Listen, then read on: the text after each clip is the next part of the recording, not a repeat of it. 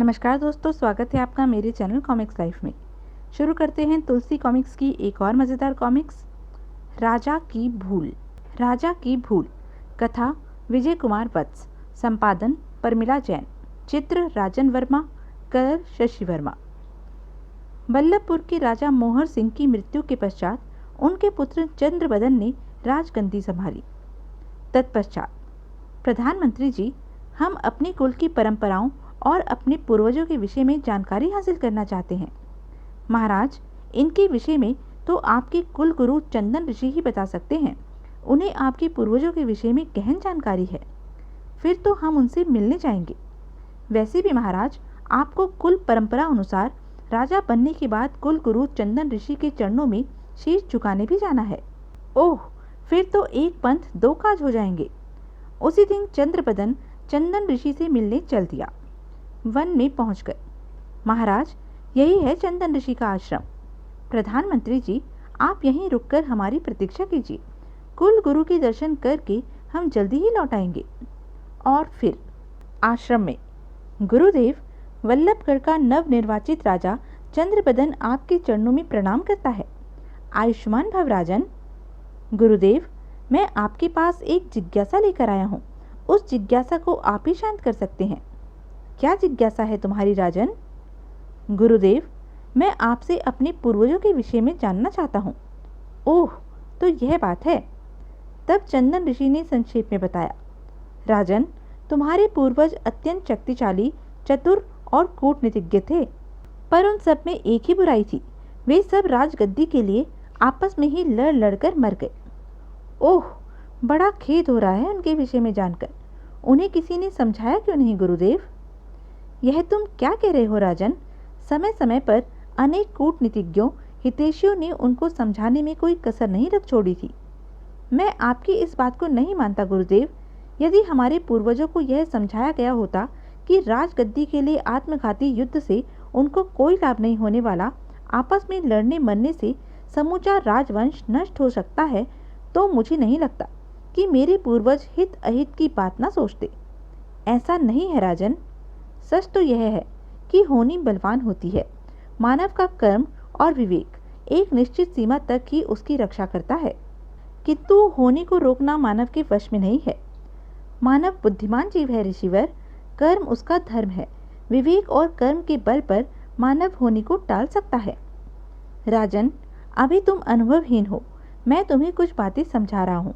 यदि तुमने मेरी इन बातों को समझकर इन पर अमल किया तो तुम्हारा जीवन कभी भी खतरे में नहीं पड़ेगा और मुझे यह देखकर खुशी होगी। किंतु मेरा विश्वास है कि तुम मेरी इन बातों को समझकर भी अपनाओगे नहीं। ऐसा कैसे हो सकता है गुरुदेव? आप हमारे कुल गुरु हैं। आप जैसा कहेंगे मैं वैसा ही करूँगा।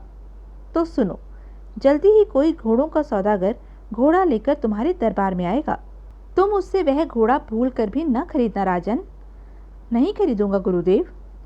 फिर भी यदि किसी कारणवश तुम्हें उस सौदागर से वह घोड़ा खरीदना भी पड़ जाए तो उसे लेकर दक्षिण दिशा में शिकार खेलने कभी न जाना।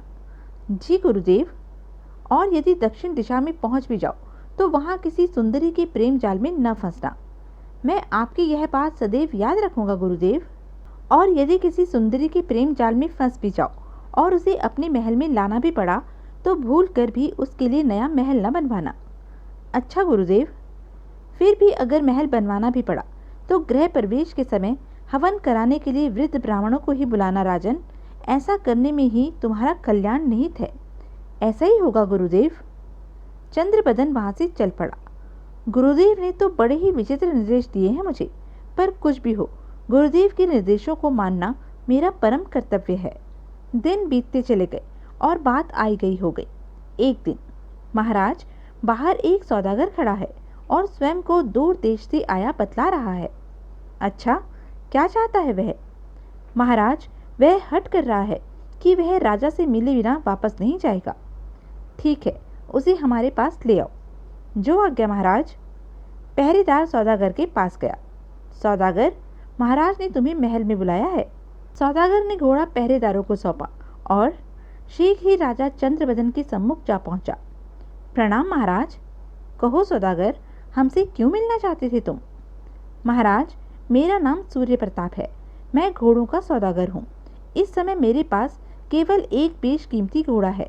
वह दौड़ता नहीं, हवा से बातें करता है। अच्छा? हाँ महाराज, उस नायाब घोड़े को यदि कोई खरीद सकता है तो वो हैं आप। लेकिन क्या महाराज? सच्चा जौहरी ही तो हीरे की परख कर सकता है। और फिर यदि आप मेरी इन बातों में रत्ती भर भी फर्क पाएं तो मेरी गर्दन उड़वा सकते हैं। मैं तनिक भी नहीं हिचकूंगा। चंदन ऋषि ने मुझसे कहा था कि किसी भी सौदागर से भोले से भी कोई घोड़ा न खरीदना। इतना सोचकर, नहीं सौदागर, इस समय मैं घोड़ा खरीदने का इच्छुक नहीं हूँ। महाराज, मैंने आपसे घोड़ा खरीदने को कब कहा है? मैं सिर्फ इतना चाहता हूँ कि एक बार आप उस घोड़े पर सवारी तो कर लें। महाराज, आपके ऐसा करने से घोड़ा भी धन्य हो जाएगा। आपके राजवंश की भी यही परंपरा रही है कि आपके द्वार से आज तक कोई निराश लौट कर नहीं गया। घोड़े की सवारी करने में क्या हर्ज है? मेरा ऐसा करने से दूर देश से आए इस सौदागर का मान भी रह जाएगा। ठीक है सौदागर, हम घोड़े पर केवल सवारी करके देखेंगे। मैं इसी से धन्य हो जाऊंगा महाराज। वे दोनों घोड़े के पास आए। देखने में तो घोड़ा उत्तम है। चंद्रबदन घोड़े पर चढ़ा और सवारी करने लगा। घोड़ा कुछ दूर तो हल्की चाल चला और फिर सरपट दौड़ने लगा। ऐसा लगता है मानो हवा से बातें कर रहा हूं मैं। ऐसा घोड़ा तो वाकई खरीदने के लायक है। उसके दिमाग से चंदन ऋषि की घोड़ा न खरीदने वाली बात पूरी तरह निकल गई जब वह सौदागर के पास आया। सौदागर, हमें तुम्हारा घोड़ा बेहद पसंद आया। और उसने घोड़ा सौदागर से मुंह मांगी कीमत पर खरीद लिया। अब चंद्रबदन शिकार पर जाने के लिए उसी घोड़े को प्रयोग में लाने लगा, पर भूल कर भी वह दक्षिण दिशा में जाने की कोशिश न करता। एक दिन वन में, वाह कैसा विचित्र हिरन है, मुझे इसको जीवित पकड़ना चाहिए। बस फिर क्या था, उसने घोड़ा हिरन के पीछे दौड़ा दिया। किंतु जैसे जैसे घोड़ा हिरन के पास पहुंचने को होता वैसे वैसे हिरन चौकड़ी भर कर और आगे भाग जाता। इसके पैरों में तो मानो बिजली भरी हुई है, हाथ ही नहीं आ रहा। हिरन का पीछा करता हुआ वह अनजाने में ही अपने राज्य से काफी दूर दक्षिण दिशा में पहुंच चुका था। तभी ओह, धाड़, आह, धाड़, धड़ाम! चंद्रबदन की चेतना लुप्त होती चली गई। न जाने कब उसकी चेतना वापस आई। आह, मैं कहाँ हूँ? ओह, इन्हें होश आ गया। दासी दौड़कर कक्ष से बाहर आई। राजकुमारी जी, घायल युवक को होश आ गया है। अच्छा? राजकुमारी चंद्रबदन के कक्ष में आई। आप कैसे हैं? क्या आप मुझे अपना परिचय देंगे? मैं बल्लभपुर का राजा चंद्रबदन हूँ सुंदरी। वन में एक हिरण का पीछा करता हुआ मेरा घोड़ा एक पत्थर से टकराया और मैं गिरकर चेतना खो बैठा था। जब होश आया तो स्वयं को यहाँ पाया। सुंदरी, आप कौन हैं? इस वीराने में यह ठाट बाट, यह राजमहल, क्या रहस्य है यह? मैं गौतमपुर राज्य की राजकुमारी गौतमी हूँ। यह महल मेरे पिता का है। वे वन में जब भी आखेट के लिए जाते थे तो इसी महल में ठहरते थे। लेकिन अब इस महल में केवल मैं दास दासियों के साथ रहती हूँ राजन। इस निर्जन वन में केवल दास दासियों के साथ तुम्हारा रहना मेरे मन में कौतूहल जगा रहा है। तुम अवश्य किसी राज्य से निर्वासित हो। आपने ठीक पहचाना राजन, पर यह निर्वासन मैंने स्वेच्छा से लिया है। क्यों? ऐसी क्या आवश्यकता आ पड़ी थी राजकुमारी? और फिर तुम तो परम सुंदरी हो। आवश्यकता थी राजन, तभी तो मैंने निर्वासन का वर्ण किया। लेकिन क्यों? तो सुनिए, मैंने अपने पिता द्वारा तय किए गए वर को अस्वीकृत कर दिया था और एकांतवास मांगकर अपना वर स्वयं खोजने की जिद की थी। ओह, तो तुम्हारी खोज पूरी नहीं हुई अब तक? ऐसी बात नहीं है राजन, मुझे मेरी मंजिल मिल चुकी है। फिर भी एकांतवास में रह रही हो? अब नहीं रहूंगी राजन। क्या मतलब? राजन, आपको देखा तो लगा जैसे मैं आपकी ही प्रतीक्षा में एकांतवास काट रही थी। क्या? हाँ राजन, मैंने अपने वर की जो कल्पना की थी वह आपको देखते ही साकार हो गई। पुष्ट शरीर, चौड़े मजबूत कंधे, लंबी भुजाएं और दमकता तेज। सचमुच आप ही मेरी मंजिल है राजन। आप मेरे युगों युगों के साथी हैं, मेरे सपनों के देवता हैं। ओह, इस प्रेम पाश में बंधकर मैं स्वयं को धन्य मान रहा हूँ। कुछ क्षण बाद, अरे मैं इस भावुकता में तो भूल ही गई थी।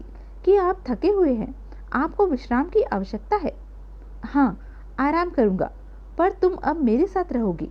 यह तो मेरा सौभाग्य होगा राजन। और फिर यह क्या गौतमी, तुम मेरे पैर दबाओगी? राजन, अब इन्हीं चरणों में तो मेरा स्वर्ग है। इतनी रूपवती और गुणवती कन्या तो हमारी रानी बनने योग्य है। यह सोचकर, गौतमी मुझसे विवाह करोगी? ओह, आपके मुख से इन्हीं शब्दों को सुनने के लिए तो मेरे कान तरस रहे थे राजन। इसके लिए तुम्हें मेरे साथ चलना होगा गौतमी। मैं तैयार हूँ राजन। और फिर एक बात समझ में नहीं आई गौतमी, मैं मूर्छित तो वन में हुआ था और होश आने पर स्वयं को तुम्हारे महल में कैसे पाया? ओह, बहुत भोले हैं आप राजन, इतनी सी बात भी समझ नहीं आई। मेरे दास दासियों के साथ मैं वन भ्रमण पर निकली थी। राह में आपको मूर्छित देखा तो महल में उठवा लाई। ओह, शीघ्र ही उन्होंने बल्लभपुर की सीमा में प्रवेश किया। यद्यपि मुझे चंदन ऋषि का कथन याद है, पर गौतमी जैसी सुंदरी को साथ लाना मेरी आवश्यकता बन गई थी। बल्लभगढ़ आकर उसने गौतमी से विवाह कर लिया। बोलो गौतमी, मुंह दिखाई में हम तुम्हें क्या दें? महाराज, मेरी एक इच्छा और है कि विवाह के बाद मैं नवनिर्मित महल में रहूं। यदि आप मेरी यह इच्छा पूर्ण। हम समझ गए गौतमी, हम वादा करते हैं अति शीघ्र तुम्हारे लिए एक भव्य महल बनवाएंगे। और चंद्रबदन के आदेश पर महल का निर्माण कार्य आरंभ हो गया। शीघ्र ही नया महल बनकर खड़ा हो गया।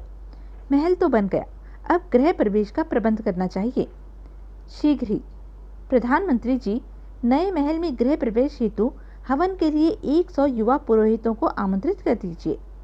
जी महाराज। उचित मुहूर्त पर नए महल में हवन का आयोजन किया गया। उसी समय यह एक पुरोहित मंत्रोच्चार छोड़कर रानी गौतमी को अपलक देखे जा रहा है। वह उठकर पुरोहित के पास गया। ए, तुम यहाँ क्या करने आए हो? पुरोहित की तंद्रा टूटी। जी, हवन करवाने महाराज। फिर मंत्रोच्चारण छोड़कर तुम हमारी रानी को क्यों घूर रहे हो? क्षमा करें महाराज, महारानी गौतमी है ही घूरने लायक। क्या मतलब? महारानी गौतमी इतनी सुंदर है कि कोई भी उनकी ओर बरबस आकृष्ट हो सकता है। तेरी यह मजाल! क्रोध में कांपते चंद्रबदन ने तलवार मयान से खींची और खच्चाक! आह! ओह! महाराज, आपने यह क्या अनर्थ कर डाला? एक ब्राह्मण पुत्र की हत्या! अब हम इस हवन को पूर्ण नहीं करवाएंगे। जैसे ही वे सब जाने लगे, रुक जाओ सब। सब जहां के तहां रुक गए। तुम लोगों की इतनी हिम्मत, हमारा हवन अधूरा छोड़कर जा रहे हो? ओह! अगले ही पल खच! ओह! आह! आह! आह! शीघ्र ही उसने सारे पुरोहितों को मार गिराया। आपने यह क्या किया महाराज? चंद्रबदन को ब्रह्म हत्याओं का शाप लगा और वह तुरंत ही कोढ़ी हो गया। ओह! यह क्या, मुझे कोढ़ हो गया। महाराज, लगता है ब्रह्म हत्या के कारण आपकी यह दुर्दशा हुई है। आप कोढ़ी हो गए हैं महाराज, इसलिए अब मैं आपके पास एक पल भी नहीं रह सकती। यह तुम क्या कह रही हो गौतमी? तुम तो मेरे पुष्ट शरीर, चौड़े कंधे, लंबी भुजाओं और चौड़े माथे की प्रशंसक थी। जिन अंगों की मैं प्रशंसक थी, आज उनसे कोढ़ चू रहा है महाराज, और कोढ़ी से सदैव दूर रहना चाहिए। ओह! मैं चली महाराज। अब पुनः किसी सुयोग्य वर की खोज में मुझे वन में स्थित अपने उसी एकांत महल में जाना होगा। गौतमी, स्त्री के रूप में तू नागिन है। तेरे कारण ही मेरी यह दशा हुई है और तू ही मुझे छोड़कर जा रही है। मत जा गौतमी, मत जा। मगर गौतमी ने उसकी एक न सुनी और वहां से चली गई। गौतमी, गौतमी! उधर चंदन ऋषि के आश्रम में, गुरुवर, कुछ सुना आपने? राजा चंद्रबदन को कोढ़ हो गया है। यह तो होना ही था। चंदन ऋषि उसी समय बल्लभपुर पहुंचे। कहो राजन, क्या हाल चाल है? गुरुदेव, मेरी दुर्दशा तो आप देख ही रहे हैं। मुझे कोढ़ हो गया है महाराज, मेरे पाप उदय हुए हैं। राजन, मैंने तुम्हें समझाया था ना कि सौदागर से घोड़ा न खरीदना। यदि खरीद भी लो तो दक्षिण दिशा में न जाना, और यदि जाओ भी तो किसी सुंदरी के जाल में न फंसना। गुरुदेव, यहाँ तक तो मुझे आपकी कही हुई बातें याद आती रही। आगे मैं सब कुछ भूल गया। मैंने गौतमी के साथ विवाह किया, उसके लिए नया महल बनवाया और गृह प्रवेश के समय युवा पुरोहितों को बुलाया। इन सब बातों के लिए आपने मना किया था, मैंने आपका कहा नहीं माना, इसी कारण मेरी यह दुर्दशा हुई है। मुझे क्षमा कर दो गुरुदेव, क्षमा कर दो। इसमें तुम्हारी कोई गलती नहीं है। होनी बलवान होती है। आदमी का कर्म और विवेक एक सीमा तक ही उसे टालने में सफल होता है, उससे आगे नहीं। तुम्हारे और तुम्हारे पूर्वजों के साथ भी यही हुआ था। आप ठीक कह रहे हैं गुरुदेव, पर अब मैं क्या करूं? कोड़ी बनकर मैं जी नहीं सकूंगा। इसकी चिंता मत करो राजन, मैं कोढ़ ठीक करने की एक अचूक औषधि के विषय में जानता हूँ। चंदन ऋषि चंद्रबदन के उपचार में जुट गए। इस औषधि के प्रयोग से तुम पूर्णतः स्वस्थ हो जाओगे। घबराओ नहीं राजन, तुम्हें स्वस्थ होकर अभी काफी दिनों तक जनता की सेवा करनी है। 10 दिन बाद ही। गुरुदेव, आपकी कृपा से मैं बिल्कुल स्वस्थ हो गया हूँ। अब चंद्रबदन की विचारधारा बदल गई। मनुष्य अपने विवेक और कर्म से सब कुछ कर सकता है, पर होने को नहीं टाल सकता। तो यह थी तुलसी कॉमिक्स की एक मज़ेदार कॉमिक्स।